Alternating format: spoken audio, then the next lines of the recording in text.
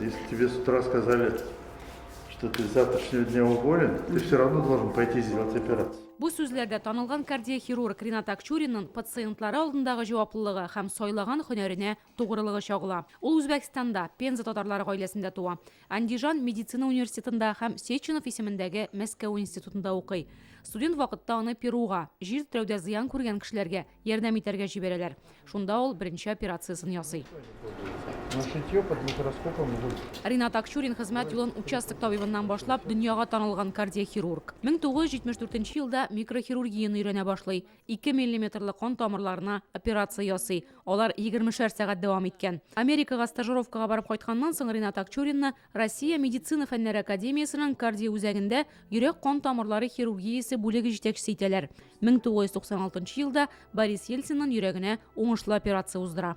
Сегодня утром Ринат Сулейманович снял швы, так что, так сказать, рассчитался со мной как бы всеми нитями. Галимне дистә еллар дәвамында безнең республика белән эшлекле мөнәсәбәтләр бәйли.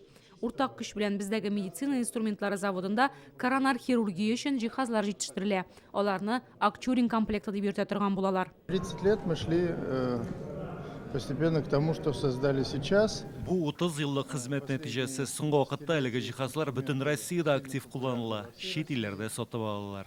Их покупают за рубежом. Ринат Акчурин республикага килгән сайын Рөстәм Миңнеханов белән очрашмыйча калмый иде. Ул Казанда МКТЦны оештыруда катнашты. Бик еш кына студентларга лекциялар укыды, тәҗрибә уртаклашты. Гаиләсе турындагы җылы истәлекләре архивта саклана. Дома говорили или по-русски. Татарстанда авылда торган вакытта күңеленә ничек рәхәт булу турында әни һаман сөйли иде. Без өйдә я татарча, я русча сөйләшә идек, ике телне дә якын иттек. Казанга бер килүендә бәхет сезнең өчен нәрсә дигән сорауга Ринат Акчурин яраткан эшем дип татарча җавап биргән иде. Любимая работа. Яраткан эш.